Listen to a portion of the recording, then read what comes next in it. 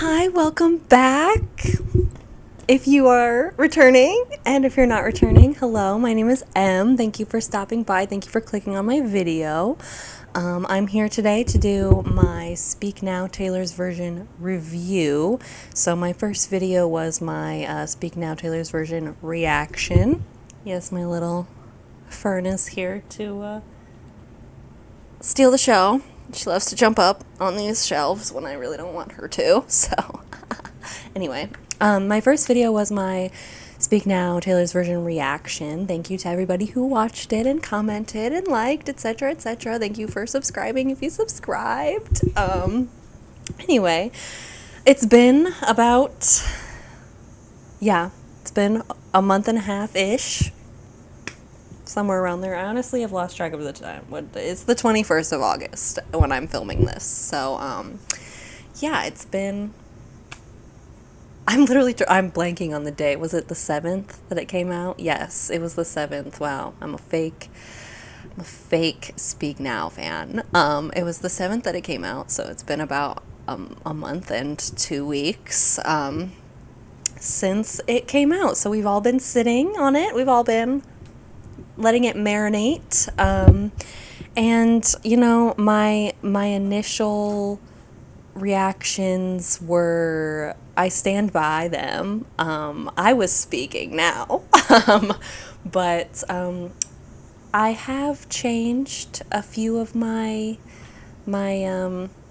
thoughts. Not necessarily changed, but they have evolved. I've kind of thought a little deeper about some things, and so we're just gonna get into it. We're just gonna talk about it, and then I'm gonna do a tier list ranking of the entirety of Speak Now Taylor's Version.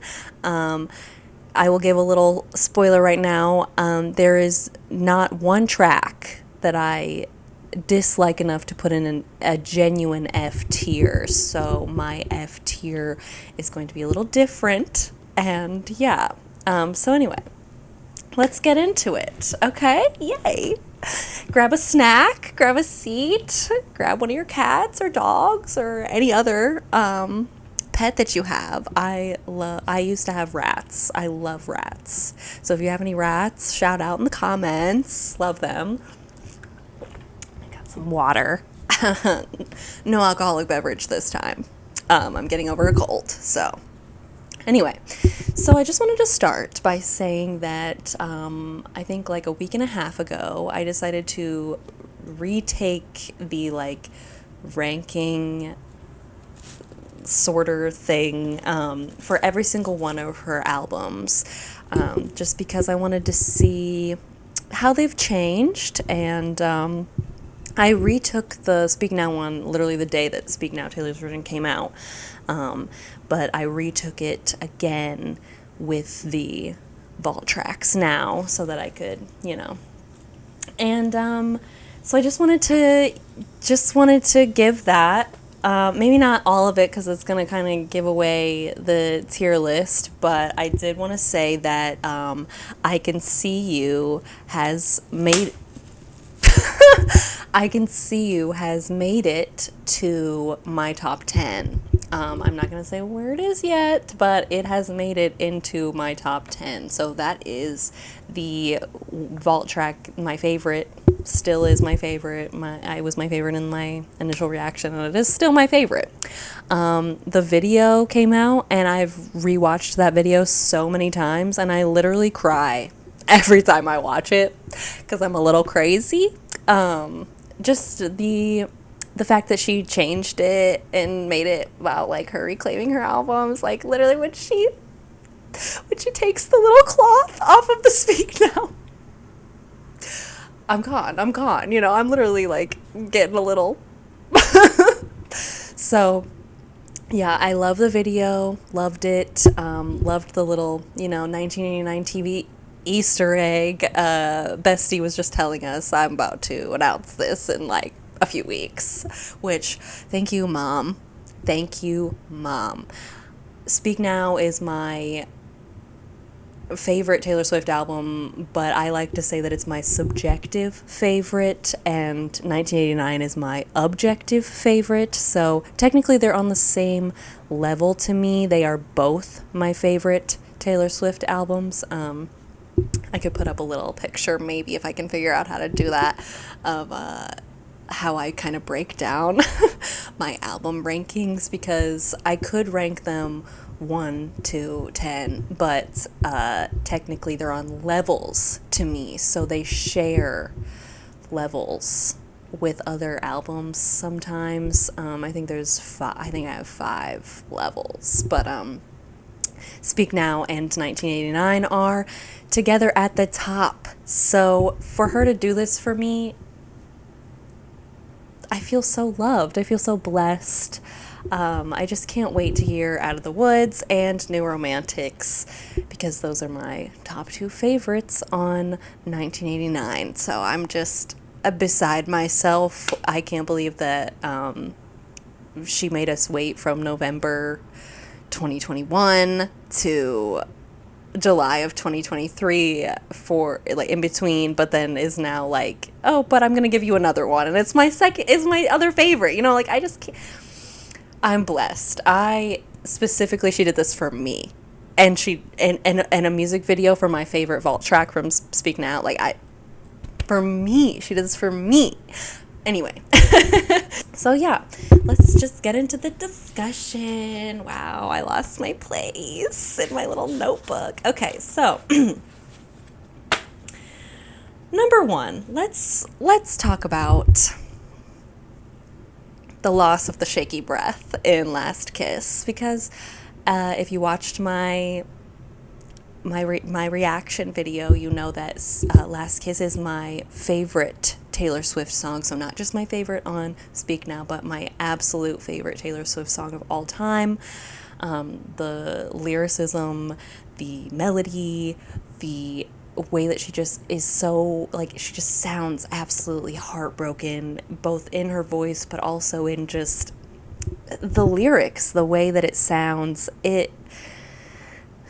I could wax poetic about this song. I love this song. It got me through my worst breakup in high school. And then I think I mentioned this in my reaction video as well. But after I was done being sad and I realized that this person really messed me up and basically fucked me over, then Dear John became the soundtrack of my life. So those 2 are my top 2 favorite songs on this album, and Dear John is my 3rd favorite Taylor Swift song of all time. So they are very important to me. Specifically, Last Kiss is everything to me, and I would love to give the Speak Now Taylor's version, or not Speak Now, sorry, Last Kiss Taylor's version. I would love to give it like a 1,000 out of 10. And it was her voice sounds magical. You still hear the pain, she still has that, like, emotional effect to her voice, but we were all waiting with bated breath, or at least I and the other Last Kiss lovers were, and she just didn't do it. She did not do the shaky breath, and I want to say it's fine, but I'm really sad about it. I'm really, really sad about it. That was one of my favorite parts of the song, because it just made it so real. And there was something about that, like, Taylor does this in other songs too. She can, put that emotional feeling into her voice. You feel what she's feeling based on her voice in a lot of songs, but this was the magnum opus, just that, like, just imagine, like, she was crying, and even if she wasn't channeling that emotion again when she's re-recording, I really do wish that she had faked the shaky breath. Like, I would take a fake shaky breath over no shaky breath, like, and listen, Taylor, if you're watching, thank you for doing this for me. Thank you for giving me Last Kiss again, because it's beautiful and your voice sounds beautiful. But I just really, really, really wish that you had faked the shaky breath. Because it gave so much, it gave so much. But, yeah, I still love it. I still stream it. I always will, to give, but I also do listen to my CD version, my original CD version, because it is just everything to me. And yeah, so we're going to close the door on that and we're going to move on. Anyway. So on to the Better Than Revenge lyric change. Okay, so in my video, I kind of got it wrong the first time because I was just kind of, thinking, like, my mind was, way ahead of my brain, or my mouth. Jeez, my brain was way ahead of my mouth. So I said mistakenly,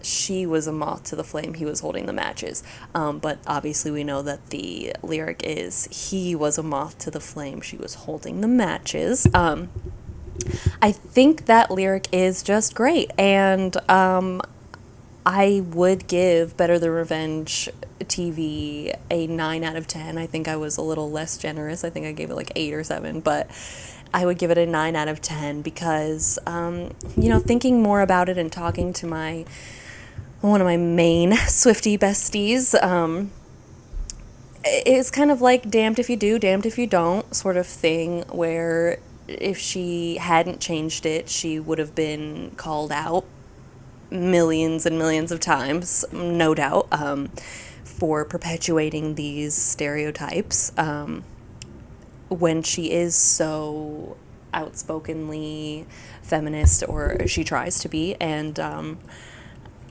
I feel like it wouldn't have sat right with her or the people that she is learning from and wanting to emulate in her activism. So, yeah, I understand why she didn't do it, why she decided to change it, and I think the lyric that she changed it to was absolutely gorgeous. And if it had been the original lyric, I, would have loved it just as much. And I love this song. I love Better Than Revenge. I love the angsty teen girlness of it, and I was actually just watching a video today, a video essay about girls, and how, well, it wasn't all about this, but there was a segment where there's like this thing where we keep telling women, or just people that have been cheated on by women, or sorry, who have been cheated on with women, we try to tell them, don't be mad at the other woman, don't be mad at her, it's your partner that you should be mad at. And yes, that is definitely, the biggest thing that you should be mad at. And I think Taylor has written songs about Jonas, that showcase how mad she was at him specifically. And I think if we just look at the fact that the Jonas Brothers released the song Better, talking about how much better Camilla was. Camilla. I'm having a moment. Is it Camilla? It's Camilla Bell, right? Oh my god. Fake speak now, fan, I guess. Anyway, so, that's why she decided to do it. And of course it sucks that she directed it more at Camilla, but, she was 19, 20, like, it makes sense to me. And I was 14 when I was at the height of my, loving this song, singing it. And so you can be mad at the other woman, because I feel like they do have a responsibility, just as, a moral person, to not go after someone that's in a relationship, or if someone that's in a relationship is going after them, to shut that down. I just feel like that's a moral responsibility that we all have to each other, whether you're a woman or not, you know. So yeah, I love this song. I love both lyrics. You know, feminism off when I'm listening to the OG. I'm just kidding, but you know, I don't feel as strongly against the lyric change as anymore as I did in my first listen or when I first heard about the lyric change. So, you know, I'm still like, I'm giving it a 9 out of 10. The background vocals, the like, yeah, come on, you know, I love it. Her like speaking, like, I love that song. I just, yeah. So anyway, yeah, so I've changed my stance a little bit. I really do. I love Better Than Revenge, Taylor's version. Moving on to, I think, the last song that I really wanted to focus on specifically, Haunted. So when I was watching a bunch of the Taylor YouTubers that I am subscribed to, when they were reacting, they were like all going so crazy over Haunted. They thought it sounded so good, so much better. Like there's one Chats and Reacts. They like Bonnie. She hated Haunted before, and then she like is having this moment, being like, "Oh my God, did it always sound like this? Like the echoing and stuff." And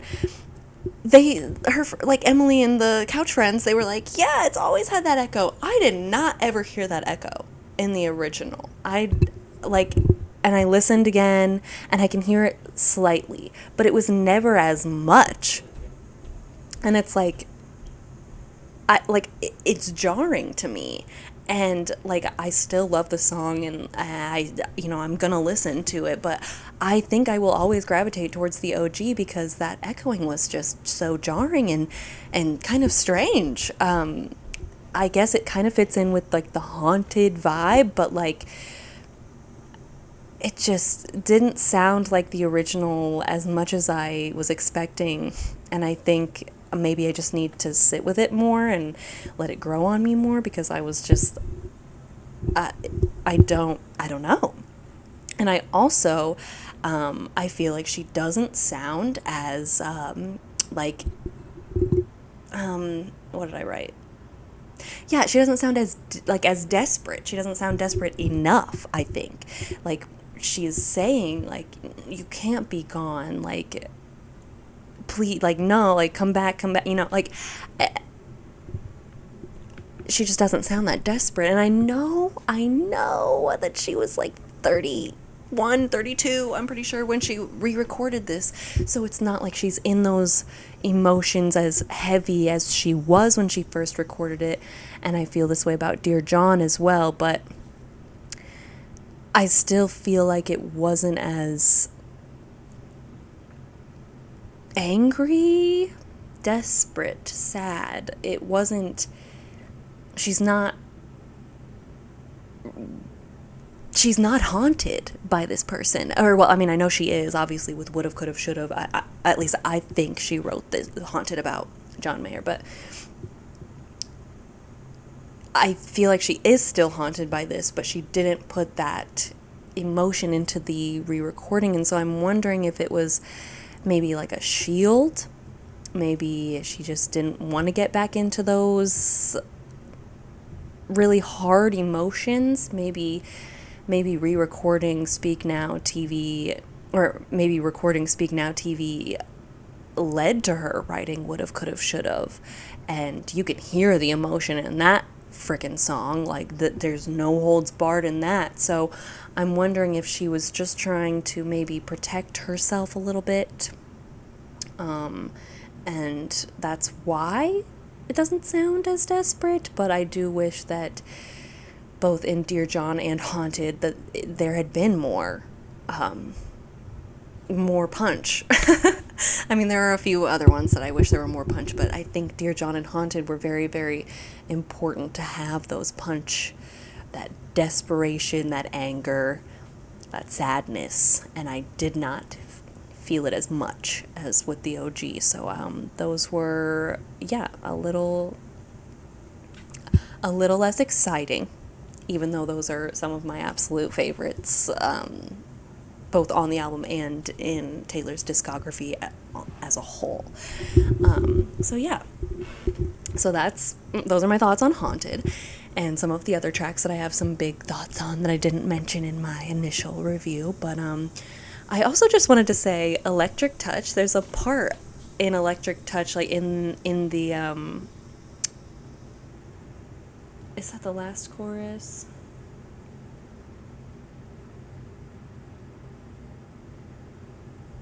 Yeah, okay, so it's the last chorus after the, like, whole big note that she and Patrick hold. I was like, once again, I have a cold, I'm sorry. That last bit where the music kind of strips back and it's just, like, the drums, and it's them being like, all I know is this can either break my heart or bring it back to life. Yeah, that part always reminds me of Up All Night by One Direction.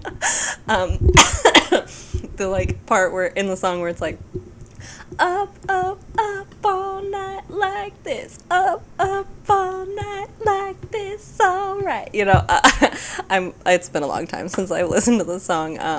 I actually just had a One Direction moment the other day, but it wasn't Up All Night, so it's been a long time. But that in my brain, which I always call M Radio, in M Radio, it loves to mash those songs up at that part. So yeah, I just wanted to see if anybody else also hears that. But anyway, yeah. So yeah, I will say that out of the 3 re-recordings we have, this one is probably my favorite, but I feel like that's a little biased because I had never listened to Red, the album, all the way through more than once before she announced the re-recording.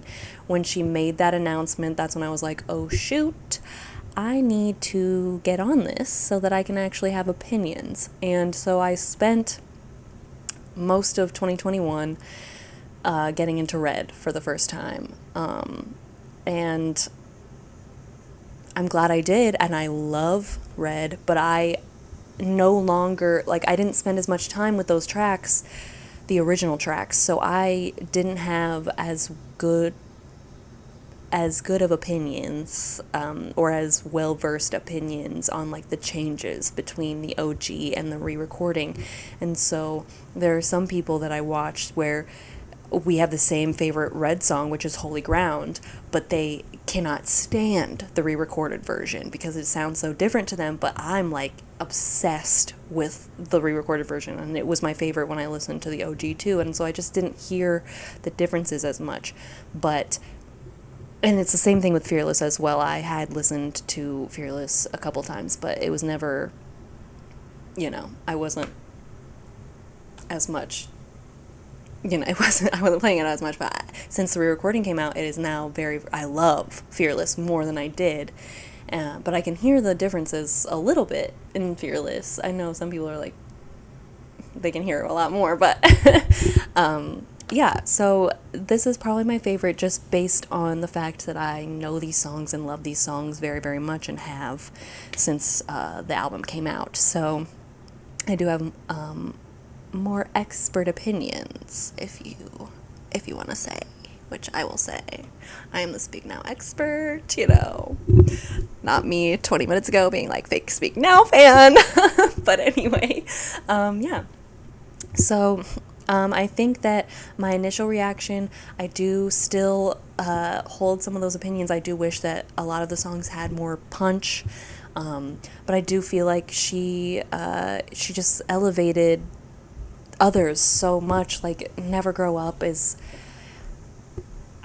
it means so much more now with her 31, 32-year-old vocals than it did when she was younger. And of course, when she's younger, it still hurt. It's still like I was younger when I heard that song, and it has, altered my brain chemistry. But to hear her sing, oh, I wish I'd never grown up now. Oh my God. Like, I'm literally getting goosebumps. Like, you probably can't see because my camera's not that great, but it's just. Anyway, yes. So I love this album. I love this re-recording. I love the 6 vault tracks very, very, very, very, very much. I Can See You is still my favorite. And I would say Timeless is still my second favorite. No, wait, let's talk about Timeless. Let's have a Timeless moment, because a lot of people are trying to say that Timeless is cheesy. And I don't understand. I don't understand. Because what's cheesy about basically soulmateism? What's soulmateism? What's cheesy about that? What's cheesy about that? You just hate love? You just hate fun? But not trying to be mean. But I'm trying to, maybe it's just because I'm obsessed with historical things and the idea of soulmates and the idea of, I know she's not necessarily talking about past lives in the song, but the idea of going to an old antique shop or some garage sale maybe or something, and you pull out this box of photos, or you find that book covered in cobwebs, and it's literally a journal first-hand account of someone in the 1500s talking about their love story and how they were forced to marry another man, but they're in love with this other man or woman. And actually, let's make Timeless gay. Let's make Timeless LGBT. We're claiming it for the 1500s one anyway. But you're telling me that if you came across this first-hand journal account of a love that was torn apart in the 1500s, but then they ran off together, you're going to be like, oh, I'm not going to think about me and my significant other and how we would have defeated these odds. Shut the heck up. You know what you're doing. Don't be mean. Don't be calling Taylor a cringy millennial for this. I love Timeless. I love that song. That song was made for me and all the other history girlies. So, if you just don't get it, you don't get it. And if you do, you do. And if you get it, you're one of my friends. So thank you for every Timeless lover. Anyway, so yeah, that's still probably my second favorite of the vault tracks. And then, actually I have it written down.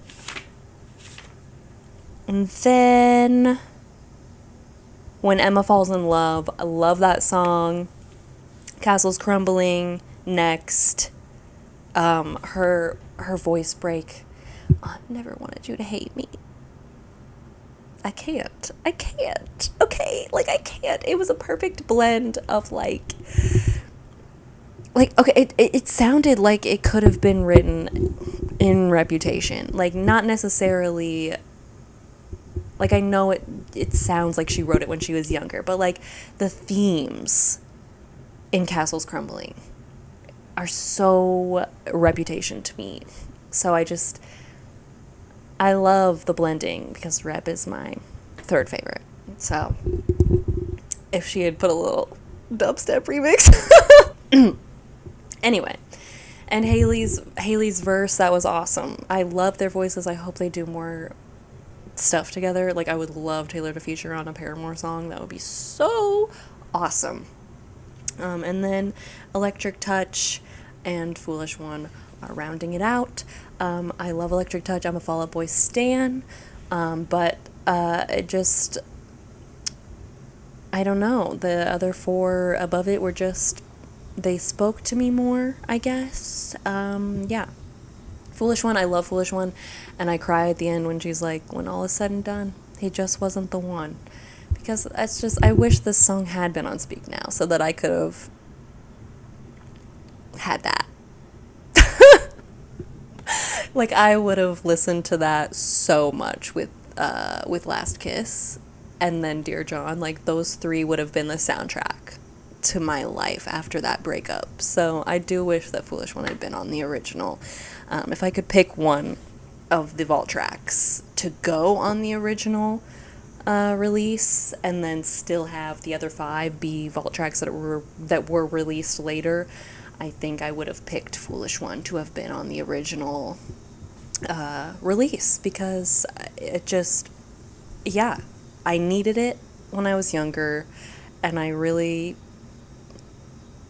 yeah, it's just kind of selfishly needing it, even though it's literally my least favorite of the vault tracks. I do think that one would have been the most meaningful for me.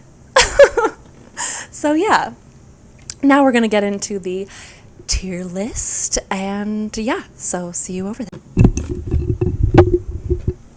Okay, welcome to my Speak Now Taylor's version tier ranking.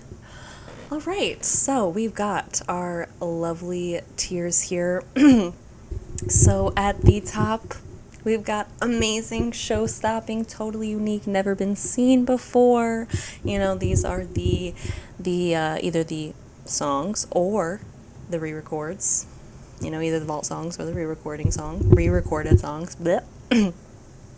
That I have been listening to. Outside of an album, like the full album listen throughs, I will just literally go and listen to these specific songs. These are the ones, either the re-recording has elevated it to something amazing, or they were already one of my favorite songs, and it just it stuck through with the re-recording. 10 out of 10 is the next one down, and those are the ones that I would give a 10 out of 10, but it's more like I listen to them in the album and I love how they sound, but it's not something that I'm going for every single day just to listen to the song, you know. But she did an amazing job on the re-recording, or the re-recording elevated it, etc., etc. You know, these are for the awesome ones that just, you know. Having Fun is the next tier down. A little smiley face, because that's, I want this to go away.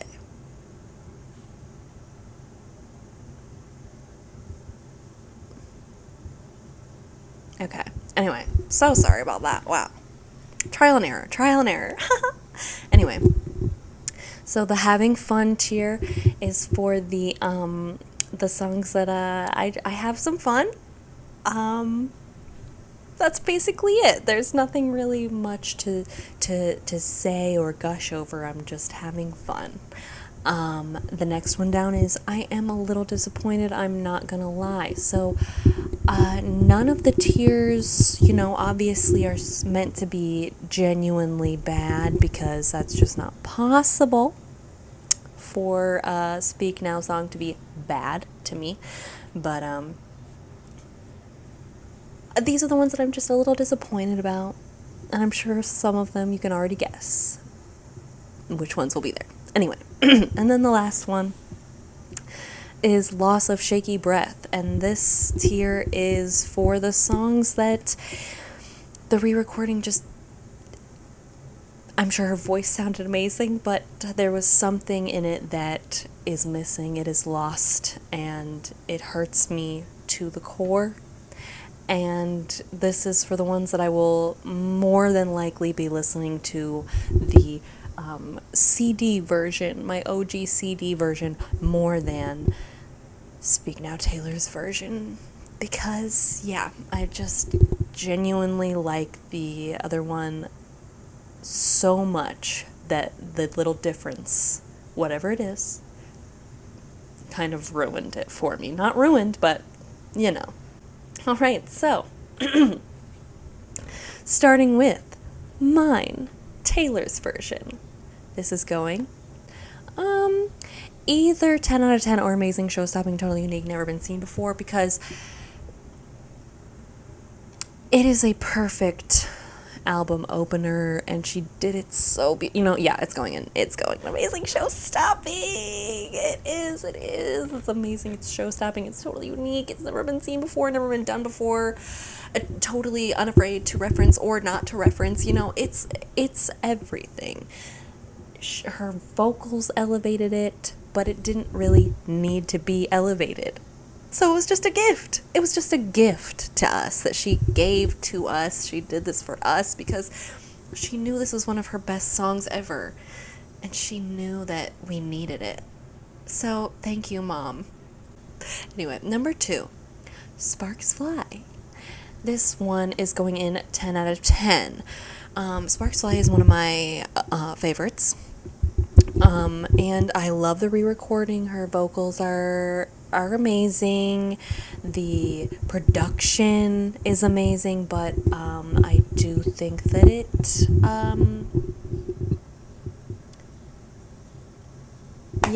it lacked a little bit of a punch, but I still love it so much that it's going in 10 out of 10 because it wasn't elevated. I mean, it was elevated, but like it wasn't like so elevated that I was like, oh my god.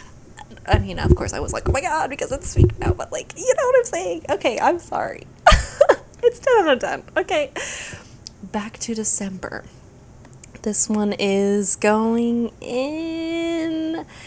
I am a little disappointed, I'm not gonna lie.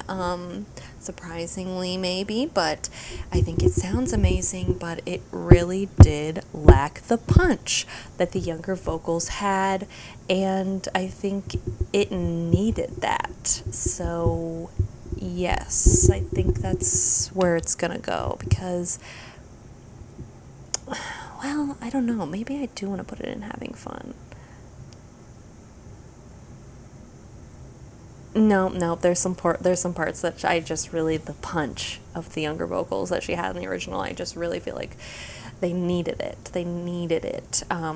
So yeah, it is going in. I am a little disappointed, I'm not gonna lie. Speak Now, the song. This one's hard, guys. This one's really hard. I'm gonna put it in having fun, because this is one of my favorites. This is probably, or not probably, it is my favorite title track of any of her albums.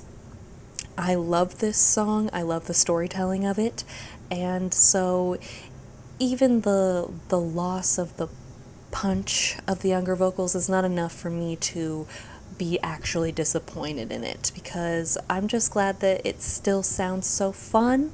I'm glad that she sounds like she was having fun, because that's what I needed, because this song is just fun. It's fun, it's campy. I love it. I don't care. I'm having fun. Now for Dear John, which, as I said before, this is my second favorite song on the album and my third favorite Taylor Swift song of all time. I have talked about it in my reaction video and a little bit when I was talking about Haunted earlier. I don't want to harp on the point unless people really want to hear me harp on the point. So I'm going to put it in. I'm a little disappointed, I'm not gonna lie. It's amazing. It sounds beautiful. The production sounds good, but it's a little different. It is a little different, but it still sounds good. Her vocals are amazing, elevated, it's great. It's the punch. It's the lack of the anger and sadness that is so prevalent in the OG that I have not listened to the re-recorded version outside of like me listening to the full album. So, yes, it's just, it is what it is. It hurts, but it is what it is. Mean. Amazing. Show-stopping, totally unique, never been seen before. She just elevated this for me. This used to be my second favorite. Sorry, my third favorite. This used to be my third favorite for most of high school, college. Like, I was obsessed with this song, and I still am. I still love this song, but it's just, it's not gone down too far. It's number 7 now. So, oh yeah, I forgot to say. So, mine is my 4th favorite song. Sparks Fly is my 11th favorite. Back to December is my 14th favorite. Speak Now is my 9th favorite. And, oh, did I forget Sparks Fly? No, I didn't. Okay. And Dear John is my 3rd favorite, obviously, or 2nd favorite, obviously. And then Mean is now my 7th favorite. So, sorry for forgetting those.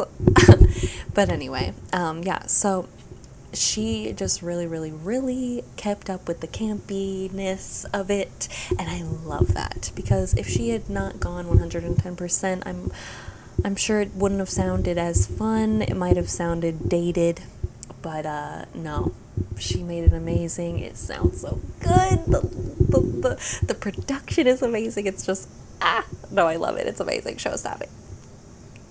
All right, The Story of Us. Amazing, show stopping, totally unique, never been seen before. Yes, yes, yes, yes. I love it. I love it. Story of Us is my 5th favorite, so it is coming in right after mine.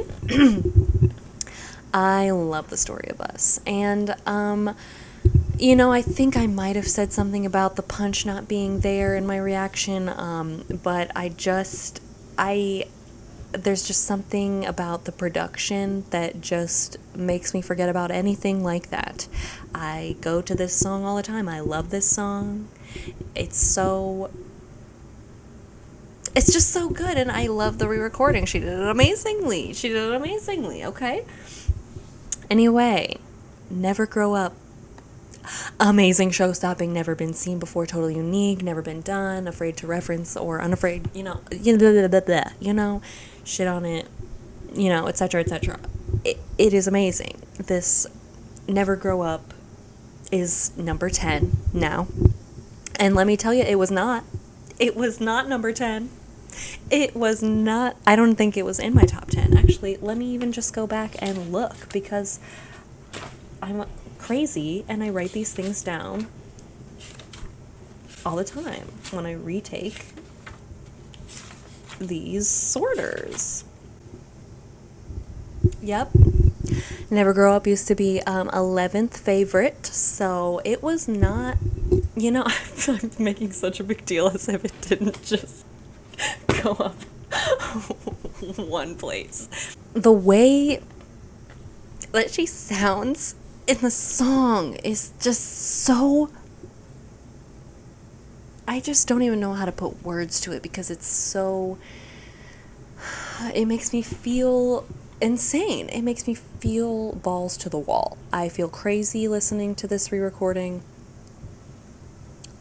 I've said it before, I'll say it again. Her voice now singing Wish I'd Never Grown Up.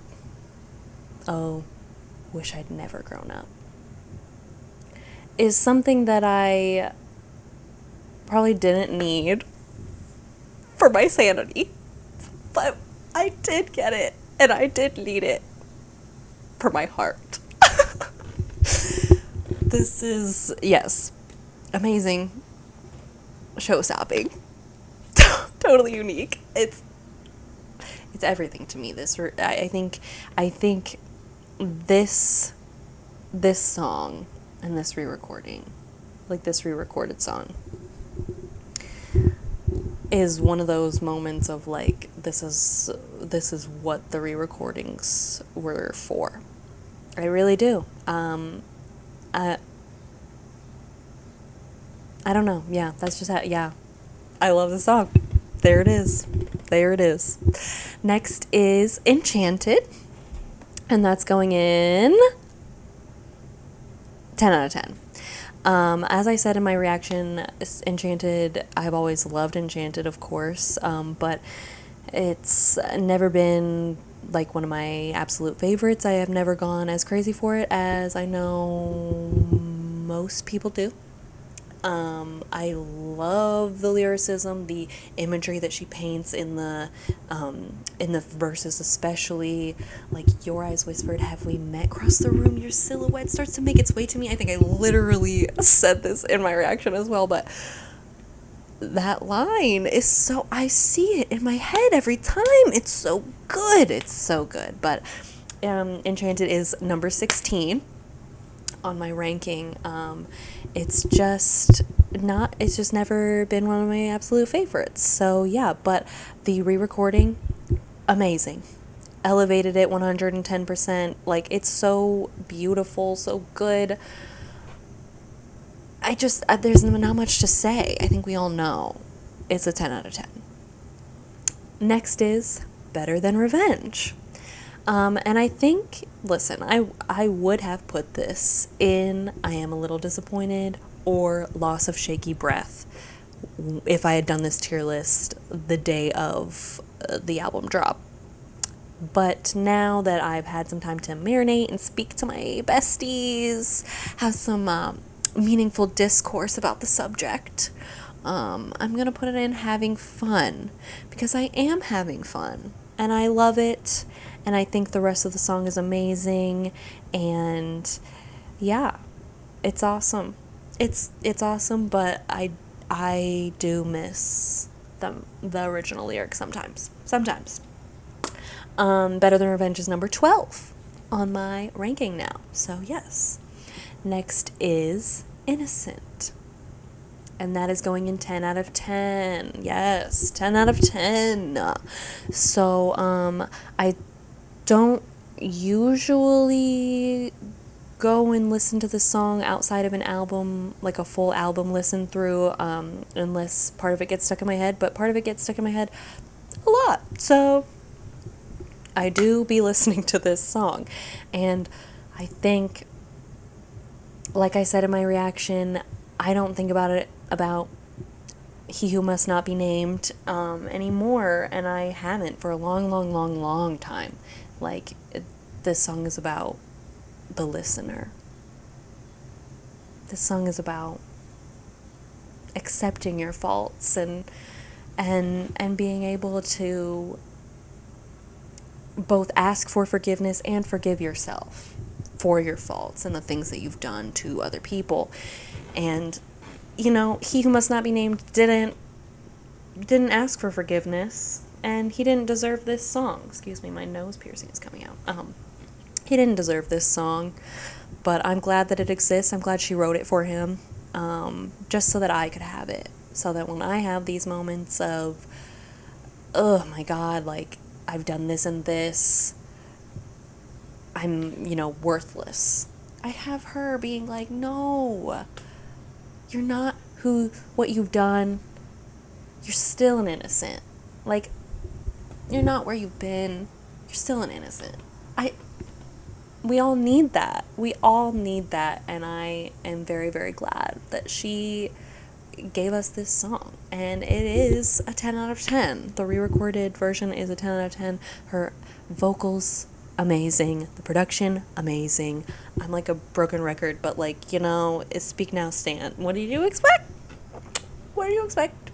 Anyway, Haunted is next, and this is going to be our first Loss of Shaky Breath. Yes, I actually was just going to save this for, spoiler alert, Last Kiss, because, but thinking about it and what I was talking about earlier in the video, I feel like it has to go here, because it's more than just disappointment. It's a kind of befuddlement, kind of jarring going on there, and I still haven't gotten around it. I love the re-recorded version. I think it's an amazing song, but when I have the old one to compare to that I was so obsessed with, it is kind of weird, and I just need to sit with it. And maybe next year we will revisit this and redo this. So we'll see. But as of now, yes, it is our first Loss of Shaky Breath category, and it is number 8 on my list. So coming in after Mean. And that is a great segue into our next Loss of Shaky Breath song, Last Kiss. The what the tear was named for. The loss of the shaky breath. It is so personal to me. It is such a loss. It's such a loss. I love that shaky breath, and I will sing the re-recordings praises to high heavens in every other way. Her vocals in this song are amazing. She has the emotional affect in 99.9% of the song. It's just that shaky breath, and I really wish she had just faked it. If she didn't have the real emotion to do it, like to cry, which I didn't need her to cry in the freaking recording booth like she did, but I do wish that she had faked just that little breath, like oh, that was a little too much, but I'm sure she could do it. She's Taylor freaking Swift. So anyway, and then Last Kiss is my number one song, as I've said. Now, Long Live, amazing, show-stopping, totally unique, never been seen before. I don't think I even need to spend much time on this because we all know this is everything. She knew that this was going to be everything to everyone. And she put her whole Taylor-sy in it. She did. And I love her for it. I love her. And I love this song, and it's just, it's 1,000 out of 10. It's 1,000 out of 10. And Long Live is number 3. Oh my god, yes, this is my third favorite song. How did I forget? This is my third favorite song on this album, coming in after Dear John. I love this song. I tried to submit this song for my class song in senior year, and I really thought I had a chance, but Taylor wasn't cool back then. So I just want to say, I was here repping Long Live. And everybody, class of 2015, in Redacted, you missed out. You missed out on having this as our class song. So, yeah. Anyway, moving on to ours. So famously, this is my least favorite, well, I guess Superman is my least favorite, but I still love both of them, but I didn't have the deluxe CD growing up, so I actually did not listen to these songs for a long, long time on a regular basis because I was, listening to the CD. So I just didn't form enough bonds to them, and ours famously it reminds me of The Military, which I'm just not a very, very big fan of. So if she had had a different music video, maybe this would make me feel this way. But anyway, so I'm gonna put it in having fun because I have fun listening to it. It's a beautiful re-recording, very faithful to the original as far as my unlistened ear can say, but it's just not one of my favorites, and I don't reach for it, but I will never skip it. So yeah. And for Superman, I'm gonna do the same thing, having fun, for basically the same exact reason. I'm not ever reaching for it, but I will never ever skip it when it comes on. So yeah. And now we're getting into the vault tracks. Okay, so Electric Touch. 10 out of 10. It's going in 10 out of 10. Yeah. Electric Touch is going in 10 out of 10. I like the way that their voices sound together. I know she said that she had Fall Out Boy and Haley in the vault because they influenced her songwriting at the time, which I do believe. I don't think that she made that up, but I also just love the thought that she saw how we all lost our freaking minds when she helped sing My Songs Know What You Did in the Dark at the Victoria's Secret fashion show in 2013, and she was like, oh, I gotta get these guys back on here. Gotta get these guys back on here, sometime. So yeah, I just love the idea of that because, oh man, that was so good. I wish they would do a real, recorded version of that, because ooh, beautiful. But anyway, yes, I would put this in 10 out of 10. It's not my favorite of the Vault tracks, but I think their voices sound so good together. I love that she had Patrick playing the guitar. I love that he played the guitar in the song, and I think that he was perfect for this kind of song too. And I love when they both do the long extended note at the end together, because they just sound so good. They sound so good. It's, yeah. So 10 out of 10. When Emma Falls in Love. This one is going in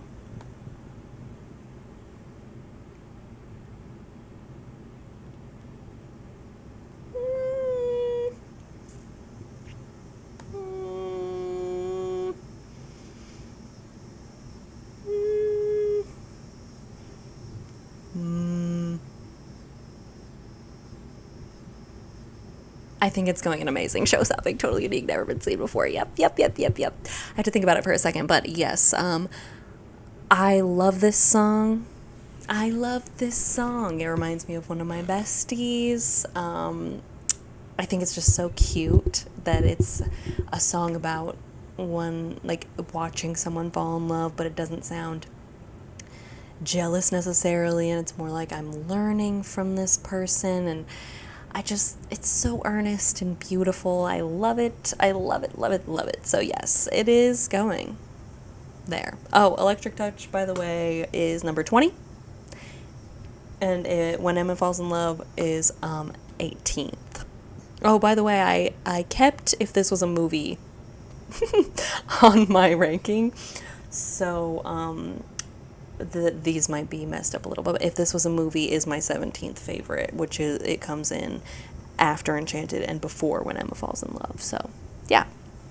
Anyway, moving on to I Can See You, and we're going straight up into amazing, show-stopping, totally unique, never been seen before. I love this freaking song a bitch. I love this song. I love this song so much. I have listened to it so much, and I have watched the music video so much. Like, it's like my perfect taste of song. Like the melody is so good, the production, I just like the guitar, everything about it is so good. And like the way that she does the whole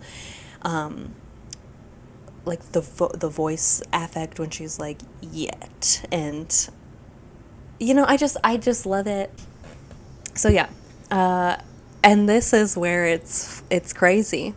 I Can See You is number 6. It has pushed its way up to number 6, so it's right behind Story of Us on my ranking. Like, that's how much I love this song. That's how much I love this song. It's my 6th favorite song on this entire record now. Like, amazing, show-stopping, totally unique. And what is it? Never been seen before. Yes. Okay. Castles Crumbling. This one, 10 out of 10. 10 out of 10. Yep. So, I love that Haley is on this song. I love their voices, and I want them to do more songs together. But I do kind of wish that this had been an only Taylor song. Kind of like Nothing New, actually. I wonder if she picks these other female artists to sing these kinds of songs with her, maybe for support, or maybe because she feels like she wants to showcase that this isn't just her feeling this way. I don't know, but I do feel like this would have been an amazing song with just her. And I feel like it would have really punched the theme of the song home more. I feel like there is definitely an overlap of Paramore and Taylor Swift fans, but there are a lot of Taylor Swift fans that are like I don't know why this other woman is feeling this way because they, but maybe that's a good thing. Maybe that's going to get them into Paramore and to learn more about their history and stuff. And, maybe. But I do not go to this song very often unless it gets stuck in my head. And even then, sometimes I don't go for it because her voice break on I Never Wanted You to Hate Me kind of hurts me so deep in my soul. So, yeah. But it is 10 out of 10. It is 10 out of 10. I love this song. It is number 19 on my list, so it comes in right after When Emma Falls in Love.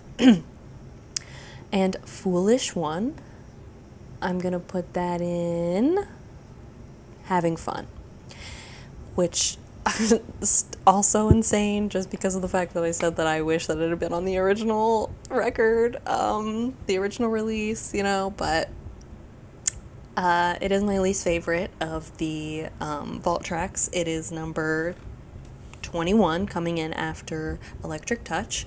But I still love it, and I'm still having fun, and I never skip it. I never skip any of these songs, but it's just, it's not one that I'm going to just to play one song ever. But I love it, and I'm so glad it exists. And moving on to our last song, Timeless. I think everybody knows after my little rant earlier, it's going in amazing, show-stopping, totally unique, never been seen before. Yes, ma'am. It is. I love this song.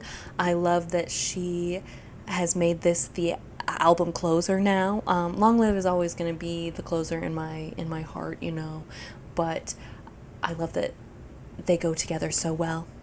Long live the magic we made, and we are timeless. We're gonna be timeless. Of course, Timeless is more of like a love song, but you can put that same sentiment to the kind of family or friendship feelings that Long Live brings. And I just love it. I just love that they just fit so well. I love this song. It's not cheesy or cringy to me at all. I love it. I love it. I cry every time I listen to this song, like literally every time.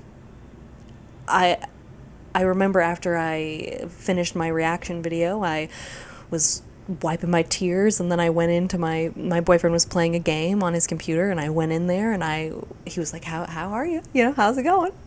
And I started crying again, and I was like, it was so good, but let me read you these lyrics from Timeless. And then he even was like, oh my God, like, wow, like that. And he's not even a big Taylor Swift fan. So like,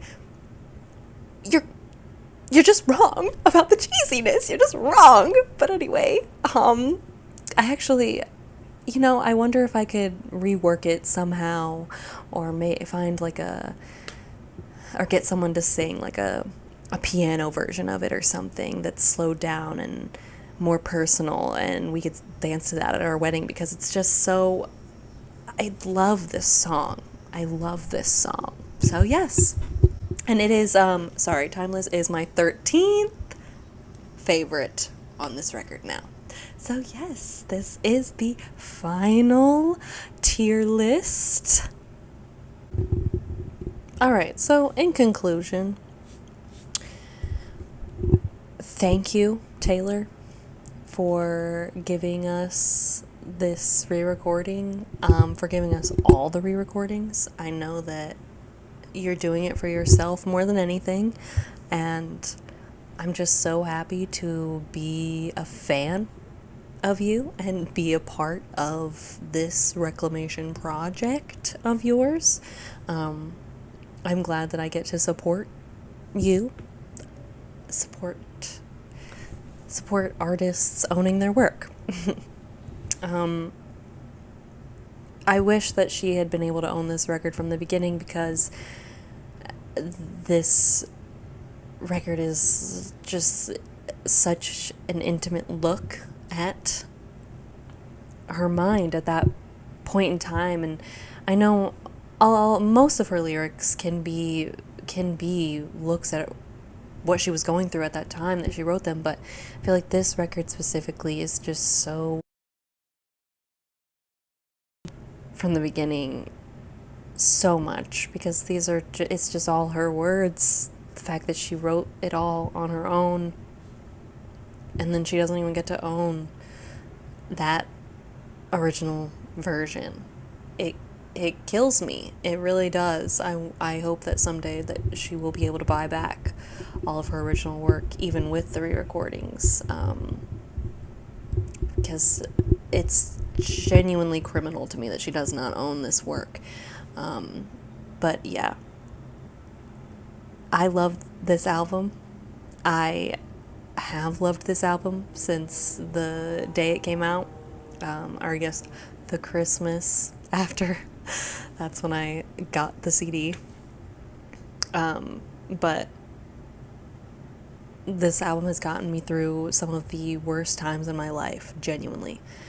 And I think it will continue to do that for the rest of my life, because these songs are timeless. They are so, they span ages and walks of life, and I feel like there are words sung on this album that I will need to hear forever. So this album will always be S tier, 10 out of 10, whatever arbitrary ranking we want to give things. This is always going to be at the top for me, and I am just so lucky and glad that we got a re-recorded version with how many? 6 new songs.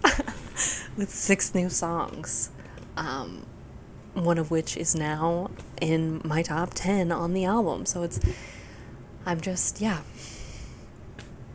no matter what rankings I give these songs, they're all everything to me. None of them are bad. And yeah, so yeah. Thank you so much for watching this video. Please hit the like button if you liked it. Please subscribe if you want to see more from me. Taylor is definitely the biggest subject that I feel my videos are going to be covering, but I'm also going to delve into other artists and albums, and hopefully some television and movie themed ones as well. And I'm especially excited to someday get into some Song of Ice and Fire videos. So if you are looking forward to any of that, please subscribe, leave a comment, and yeah, thank you so much. See you soon.